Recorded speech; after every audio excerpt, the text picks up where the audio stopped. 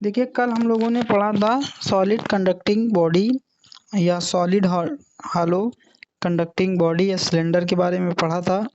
आज हम लोग को स्टडी करना है सॉलिड नॉन कंडक्टिंग सिलेंडर के लिए इलेक्ट्रिक फील्ड कितनी होगी। We have to calculate the value of electric field for solid non conducting cylinder. एक चीज़ आपको पहले बताया था हमने कल कि जो सॉलिड कंडक्टर होता है या हॉलो कंडक्टर होगा, उन दोनों में होता क्या है,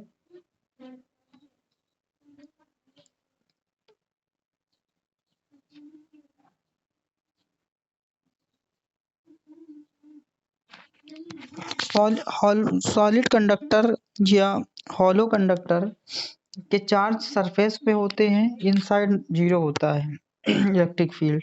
कैलकुलेट करवाया था ना कल हमने, इनसाइड आउटसाइड दोनों करवाया था कैलकुलेट। उसको एक बार चेक कर लीजिए।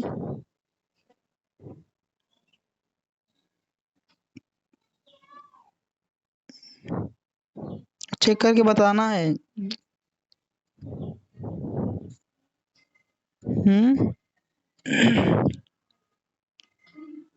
चलिए ठीक है।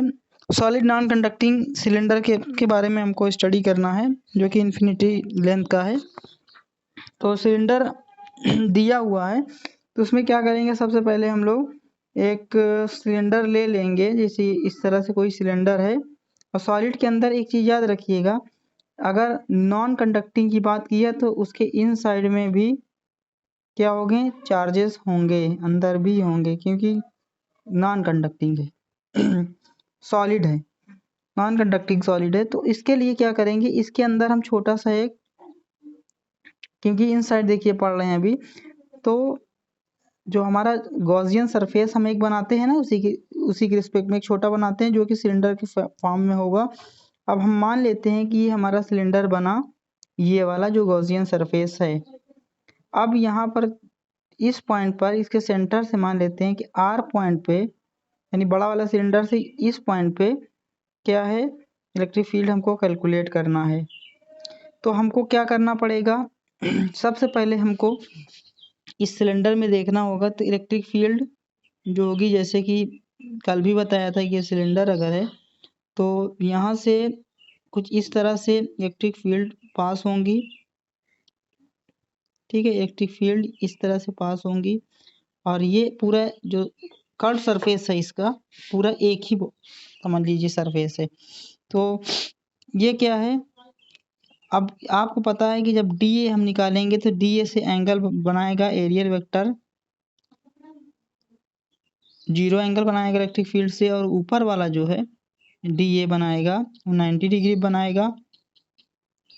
ये हमारा डी ए है। ठीक है, अब हमको करना क्या है, देखिए करना है कि R is less than R, मतलब जो गिवन सिलेंडर था उसका जो रेडियस हम लोगों ने माना है कैपिटल आर, और जिस पॉइंट पे हमको रेडियस या इलेक्ट्रिक फील्ड निकालना है उसकी डिस्टेंस आर है, तो उसकी रेडियस मान लिया, उस गॉसियन सरफेस सिलेंडर को मान लिया स्मॉल आर। अब हमको देखिए क्या करना है, सिमिलर प्रोसेस लगाना है। फाई टोटल हमारा निकालेंगे, क्या होगा, phi first surface, phi for second surface, and phi for third surface. First surface कौन सा है, इसमें ये वाला फर्स्ट सरफेस है, ये वाला सेकेंड सरफेस है, ये वाला थर्ड सरफेस है। जो इस पे कर्ड वाला है उसी वही तरफ बस बचेगी। अब फाई टू देखो, फाई वन ये वाला है, फाई टू ये वाला है, और फाई थ्री ये वाला है। तो डी ए और ई यहाँ 90 डिग्री बनाएगा, तो ये जीरो हो जाएगा, और ये जीरो एंगल बना रहा है, तो कॉस जीरो की वैल्यू 1 होती है, तो हमको कुल मिला के क्या बचेगा, phi one phi two cut जाएगा। काटना नहीं, आपको वैल्यू रख के जैसे कैसे रखेंगे आप देखिए वैल्यू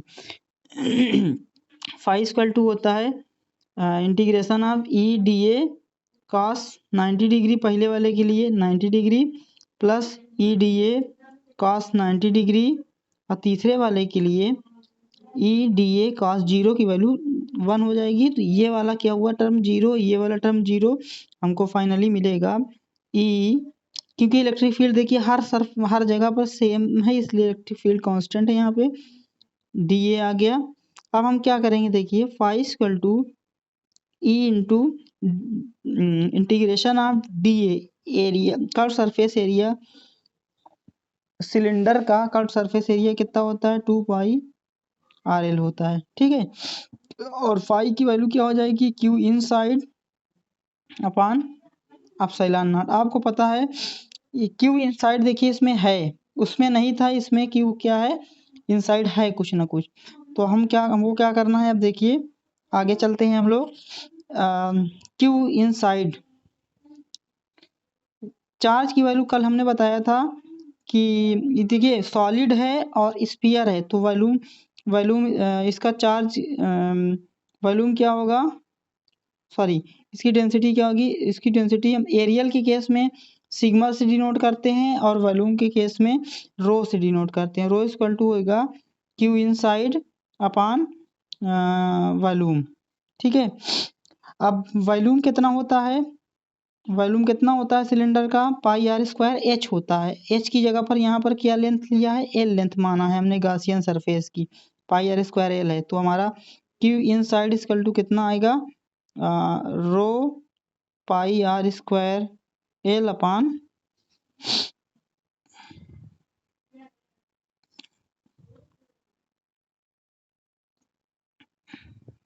नहीं कुछ नहीं आएगा, रो पाई आर स्क्वायर एल सिर्फ आएगा, ठीक, ये वैल्यू आएगी क्यू इनसाइड की, ओके। अब देखिए इस वैल्यू को हम जब इसमें पुट करेंगे क्यू इनसाइड वाले में, इसमें इसकी वैल्यू क्या करेंगे कि इनसाइड में पुट कर देंगे, तो rho pi R square L upon epsilon naught, तो कुछ इस तरह से हमारा बनेगा rho pi R square L upon epsilon not equal to E into 2 pi R L. तो आर से आर कैंसिल हो गया, एल से एल कैंसिल हो गया, क्योंकि उस कैपिटल आर वाले से कोई मतलब ही नहीं रह गया इसमें। पाई से पाई कैंसिल हो गया, फाइनल वैल्यू हमारी कितना आई rho R upon 2 epsilon naught, okay. This is ये हमारा क्या है इलेक्ट्रिक फील्ड, कब जब इनसाइड आर दिया हो तो, ठीक है, समझ में आई बात क्लियर। अब इसमें आते हैं, ये आपको बुक में हो सकता है ना मिले, किसी एडिशनल टॉपिक में दिया होगा, लेकिन हम आपको समझा रहे हैं तो सब पूरा पढ़िए, अभी अभी आपके पास टाइम है इसलिए पढ़ा दे रहे हैं। देखिए आउटसाइड आउटसाइड द सरफेस अगर कह दिया, यानी कि जो हमारा गिवन सिलेंडर था उसके बाहर, यानी कि ये कैपिटल आर हमारी रेडियस ये है, इस सिलेंडर की कैपिटल आर ये है, इसके बाहर किसी पॉइंट पे करेंगे, तो बाहर बनाने के लिए सिलेंडर क्या बनाएंगे, ये हमारा पहले का सिलेंडर दिया था जिसकी रेडियस आर है, इस पॉइंट पे आर की डिस्टेंस जो सेंटर से हुआ यहाँ पे, तो आप क्या करेंगे, आप गाजियन सरफेस इसकी बनाएंगे तो कुछ सिलेंडर इस तरह से बनेगा, मतलब बनेगा सिलेंडर का जो पार्ट होगा सिलेंडर ही बनेगा। लेकिन इस केस में इतना याद रखिएगा कि small R is greater than R है, ठीक है। तो अब क्या करेंगे उसी तरीके से उस सिलेंडर में, बड़े वाले सिलेंडर में हम लोग क्या करेंगे, यहाँ से इलेक्ट्रिक फील्ड पास कराएंगे, और E areal vector always perpendicular to the surface होता है, ये यहाँ पर डी ए आ गया, और यहाँ इलेक्ट्रिक फील्ड क्या है ई, इसके 90 डिग्री है, इसके भी 90 डिग्री है, ये डी है ए है ई ई यहाँ पे 90 डिग्री है, तो पहला सरफेस ये हो गया, दूसरा सरफेस ये वाला हो गया, तीसरा सरफेस ये हो गया, सिमिलर प्रोसेस लगेगी इसमें भी। तो हमको क्या करना होगा, तो फाई टोटल इक्वल टू हो जाएगा फाई 1 प्लस फाई 2 प्लस फाई 3 वाला जो माने हैं कार्ड वाला देखिए यहाँ पे, इसी की वैल्यू बस हमको मिलेगी, फाई 3 लिख सकते हैं, तो फाई टोटल इक्वल टू क्या आ जाएगा, फाई टोटल हमारा यहाँ से मिलेगा phi E into 2 pi R L, ठीक है। कैसे ई डॉट डी ए आएगा, integration of D A equal to होता है 2 पाई आर एल, अब फाई 3 सॉरी है फाई टी है ये टोटल, तो क्यू टोटल क्या हो जाएगा 2 Q outside upon epsilon not equal to ये वाली वैल्यू आ गई, ठीक है। अब देखिए क्या करना है हमको, इसी सब क्वेश्चन में देखिए क्यू इनसाइड पूछ रहा है, तो डेंसिटी इनसाइड क्या हो जाएगी, इनसाइड की बात कर रहा है, इनसाइड का मतलब इनसाइड चार्ज कहाँ पर है, सिर्फ बॉडी में है, सिर्फ उस बॉडी में है, इस बीच में नहीं है, तो रो इक्वल टू हो जाएगा चार्ज आउटसाइड अपान वॉल्यूम, तो वॉल्यूम कितना है इसका पाई, ये बड़े छोटे वाले का वॉल्यूम कितना है जो इनसाइड में है पाई तो पहले इसको लिख लो क्यू आउटसाइड अपान वॉल्यूम है वॉल्यूम हमारा कितना है पाई आर स्क्वायर एल। आर यहाँ पर क्या होगा कैपिटल आर होगा। ध्यान रखिएगा कि इन साइड है उसमें कोई चार्ज आगे सरफेस पे नहीं है, इन साइड में चार्ज रखे हुए हैं। ठीक है, इसमें देखिए नॉन कंडक्टिंग बॉडी है ना, तो नॉन कंडक्टिंग बॉडी में उसके अंदर साइड में ही चार्ज है, तो जहाँ पर चार्ज है उसी से कैलकुलेट करते हैं, तो उसकी रेडियस आर है, तो इसका वैल्यू क्या हो जाएगा, तो ये हमारा हमको क्यू इन साइड इससे निकालेंगे तो मिलेगा density into pi R square L upon epsilon not equal to E into 2 pi R L. L से एल कट गया, पाई से पाई कट गया, तो यहाँ पर ई क्या आएगा rho R square upon 2 epsilon naught R. देखो आर हमारा जो है जो बॉडी दिया हुआ है कैपिटल आर, बॉडी तो हमेशा सेम रहे वही रहेगी, उसी के आगे पीछे हम निकाल सकते हैं। तो यहाँ पर कैपिटल आर जो है कांस्टेंट की तरह बिहेव करेगा। जब ग्राफ बनाएंगे तो आर हमारा क्या होगा कांस्टेंट होगा। तो इससे हम क्या लिख सकते हैं, देखिए इस वाले टर्म में आप गौर से देखिए, रो भी कांस्टेंट, डेंसिटी कभी नहीं बढ़ेगी, एप्सिलॉन नॉट की वैल्यू वही रहेगी, आर भी कांस्टेंट है, तो इसको हम क्या लिख सकते हैं is directly proportional to 1/r। ठीक है, यानी outside the field outside the body the value of electric field is directly inversely proportional to the distance from centre to that point. ठीक है, अब हम लोग को ग्राफ बनाना है। देखिए इसमें जो हम लोगों ने बनाया है, तो सबसे पहले हम लोग एक्स वाई जैसे मानते थे वैसे मानेंगे, ये एक्स है ये वाई है, यहाँ पर आर मान लेते हैं, और यहाँ पर एक हम सिलेंडर बना लेते हैं, नॉन कंडक्टिंग का सिलेंडर बना लेते हैं। तो ग्राफ बनता कैसे ये बता, देखिए ई इन साइड यहाँ तक वैल्यू क्या हुई ई इन साइड हुई, और ये वाली आउटसाइड हुई, आउटसाइड है ना ये वाला दिख रहा है। तो इन साइड की वैल्यू अभी हम लोगों ने शायद इसकी निकाला है, क्या आया था हमारा इन साइड की वैल्यू क्या थी, इन साइड की वैल्यू आई थी E is directly proportional to small R, आई थी कि नहीं, इन साइड की value is directly proportional to आई थी, यानी इन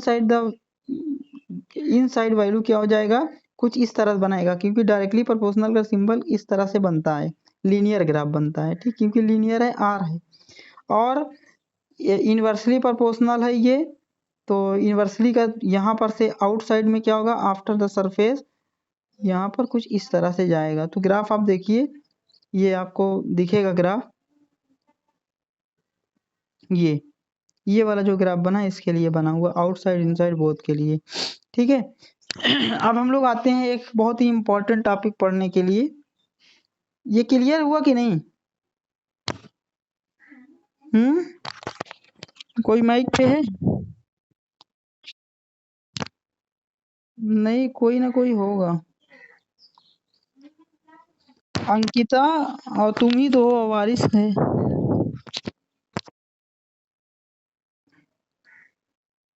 चलो कोई बात नहीं है, वो सब ज्यादा पढ़ लिए होंगे ना, थक गए होंगे। इसकी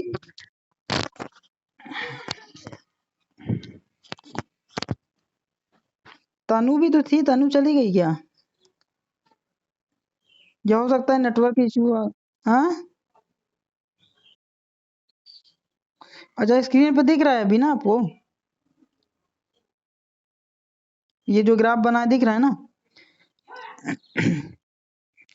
चलो आज हम लोग एक और इम्पोर्टेंट टॉपिक पढ़ते, देखो इसको अगर नहीं पढ़ोगे, जो अभी हमने बताया वो जरूरी है, इम्पोर्टेंट है आपके आगे के लिए, लेकिन ये बोर्ड में ये वाला बहुत ना के बराबर, मतलब 1% भी चांस नहीं रहता है इसका। लेकिन ये जो आप पढ़ने जा रहे हो ये बोर्ड के लिए बहुत ही इम्पोर्टेंट है।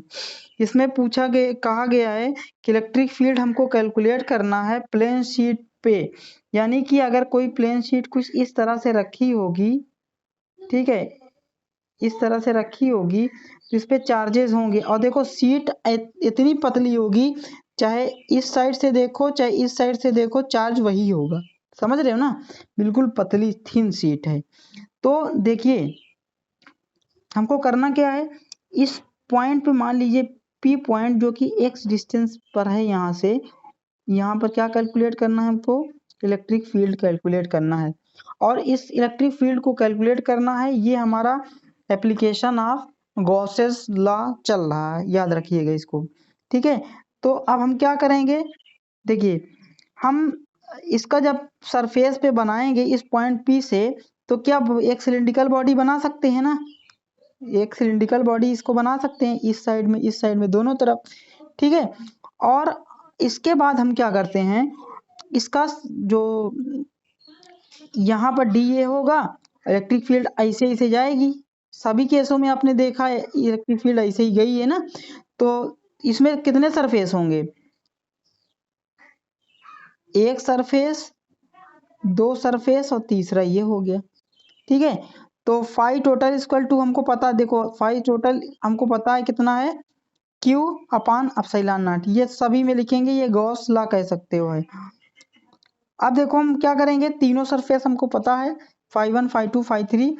तो और देखो अब ध्यान से देखिएगा, ये वाले ग्राफ में सिर्फ थोड़ा फर्क ये है कि इसमें देखो अभी तक हम लोग ये वाला पोर्शन ऊपर की तरफ रहता था, हमेशा पड़े हो ना, ये वाला पोर्शन ऊपर तरफ रहता था, अब ये हॉरिजॉन्टल पोजीशन में है, तो ये वाले का सरफेस नंबर 2 सरफेस नंबर 3 3 है। अब देखो इसमें दो में जीरो नहीं होगा, इसमें 0 डिग्री है तो इसकी वैल्यू होगी, इसकी वैल्यू होगी, और ये वाले की 0, यानी इसको अगर फाई 1 मान लें, इसको फाई 2 मान लें, तो फाई 1 फाई 2 को कुछ ना कुछ वैल्यू ई डी ए होगी इंटीग्रेशन में, और ये वाली वैल्यू 0 हो जाएगी। ठीक है, तो हम लोग क्या करेंगे, अब उसी तरह के सिमिलरली कर लेंगे, Q equal to Q1 plus Q2 plus Q3। तो Q1 क्या है, E D A cos 0 plus E D A cos 0 plus E D A cos 90, cos 90 वाला हटा दिया गया है पहले से, यहाँ पे देखो दिख रहा है पूरा लिखा हुआ है ना। अब देखो ई डी ए कॉस 0 की वैल्यू 1, तो इंटीग्रेशन ऑफ डी ए, उसका सरफेस एरिया डी ए का इंटीग्रेशन को हम लोग मान लेते हैं कि पूरा एरिया कितना है, ए है, क्योंकि ए पूरा एरिया है और उसका एक टुकड़ा कितना है, इंटीग्रेशन डी ए है। तो अब हम लोग आते हैं आगे, इसमें वैल्यू पुट कर देंगे, अब फाई टोटल की वैल्यू ऊपर लिखा हुआ है जो इक्वेशन नंबर 1 मान के इसमें पुट करेंगे, जब पुट करेंगे तो हमको कुछ इस तरह से मिलेगा, ई डी ए दो बार था तो ये क्या हो जाएगा, ऐड हो जाएगा, और हमको कुछ इस तरह से मिलेगा, दिख रहा है ना आपको, Q upon epsilon not equal to 2EA। अब Q इक्वल टू कितना होता है, ये देखो ये सरफेस की बात कर रहा है, वॉल्यूम की बात नहीं कर रहा है, तो सिग्मा यानी सरफेस एरिया इक्वल टू होता है चार्ज अपान एरिया, यही होता है ना, पढ़ाए हैं अभी सरफेस वाला। तो यहाँ से Q इक्वल टू क्या आया, सिग्मा ए रख दिया अपन एप्सिलॉन नॉट ई ए यहाँ से कट गया, तो ई इक्वल टू क्या आया, सिग्मा अपान 2 एप्सिलॉन नॉट, ये आपका है, इतना ही डिराइव करने के लिए पूछा जाता है। ठीक है, इसके बाद इसी का एप्लीकेशन एक आगे पढ़ोगे, लेकिन ये अक्सर आ जाता है, 2 नंबर में ये क्वेश्चन आ सकता है। ठीक है, अब ये हमारा, हमको लगता है ये हम लोग का ये कंप्लीट हो गया। अब नेक्स्ट हम लोग आते हैं, देखिए आपको दिख भी रहा होगा वहां पर से स्क्रीन पे कि दो अगर उसी तरीके से रखे हुए हैं,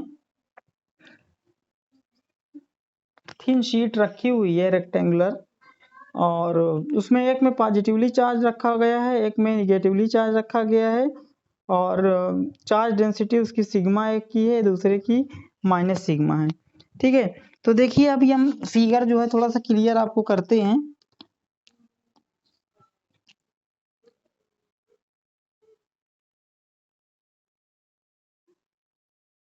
ठीक है, दिख रहा है ना। अब देखो इलेक्ट्रिक फील्ड, इस देखो यहाँ पर 3 पॉइंट हम लोग मानते हैं, दो सरफेस, एक सरफेस ये, एक सरफेस ये, इस पे प्लस है, इस पे माइनस है, बस एक ही बना लो अभी समझने के लिए। देखिए इसमें हम लोगों ने इस पॉइंट को माना ए, इस पॉइंट को माना बी, इस पॉइंट पे माना हमने सी माना। तो सी पॉइंट पे होगा क्या, इधर से जो इलेक्ट्रिक फील्ड लगेगी इसको, क्योंकि सी पर क्या ले रहे हैं, एक चीज याद रखिएगा आप लोग कि जो भी चार्ज लेते हैं पॉजिटिव लेते हैं, तो इस पॉइंट पे क्या मानते हैं, चार्ज मानते हैं, कंसीडर करते हैं। तो यहाँ पर इस वाले पॉजिटिव वाले की वजह से ये क्या करेगा, इस साइड में इलेक्ट्रिक फील्ड लगाएगा, जिसको E1 बोलेंगे पहले वाले चार्ज की वजह से, और दूसरी वाली प्लेट की वजह से एक इलेक्ट्रिक फील्ड ये सी जो है, सी मान लेते हैं यहाँ पे, जो ये वाला सी है, निगेटिव वाले चार्ज की वजह से यहाँ पर लगाएगा, तो ग्राफ इसका सी पॉइंट पे क्या होगा, सी पॉइंट पे देखो इलेक्ट्रिक फील्ड बनी है। अब ए पॉइंट पे देखो, ए पॉइंट पे अगर प्लस चार्ज है तो इधर सब जाएगा ही नहीं। निगेटिव प्लेट के लिए E1 भी और E2 भी दोनों के दोनों क्या होंगे, दोनों के दोनों प्लेट की तरफ भागेंगे। ठीक, जो इलेक्ट्रिक फील्ड E1 E2 था वो क्या होगा, दोनों पे टेस्ट चार्ज पॉजिटिव है, इसलिए E1 E2 दोनों के दोनों निगेटिव चार्ज की तरफ जाएंगे। और अब आता है तीसरा पॉइंट बी। बी पे क्या है, पॉजिटिव है, बी पे पॉजिटिव है, तो बी वाली इलेक्ट्रिक फील्ड किधर जाएगी, बी वाली दूसरी प्लेट की वजह से इधर आएगी, तो इधर E2 लिख देंगे। और पहली वाली प्लेट की वजह से किधर जाएगी, पहली वाली प्लेट क्योंकि पॉजिटिव है, पॉजिटिव पॉजिटिव रिपेल करेगा तो इधर जाएगी। आई समझ बात। अब आते हैं हम लोग नेक्स्ट। इसके बाद देखो, हमको पता है कि E1 electric field, E1 E2 दोनों कितना है, बराबर है। और अभी हमने प्रूव भी किया है, ये जो प्रूव किया है वही वैल्यू है, ये हो गया।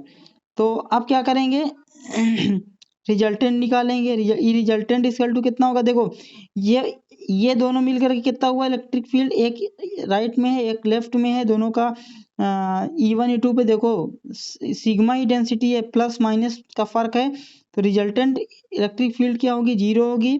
इस साइड में जीरो होगी, इस साइड वाला भी दोनों देखो एक ही डायरेक्शन में है, तो ई रिजल्टेंट हो जाएगा हमारा सिंपली E1 प्लस E2। और E1 E2 कितना है, sigma upon 2 epsilon not plus sigma upon 2 epsilon naught, तो ई रिजल्टेंट हमको मिल जाएगा सिग्मा अपॉन एप्सिलॉन नॉट। तो दो चार्ज की वजह से जो इलेक्ट्रिक फील्ड प्रोड्यूस होगी वो क्या होगी, E of R upon sigma epsilon not, ये आ गया। ठीक, तो ये यहाँ तक हो गया। चलो आज कम बच्चे हैं, आज इतना ही पढ़ाते हैं। फिर हमने सोचा था कि आज इसको पढ़ाने के लिए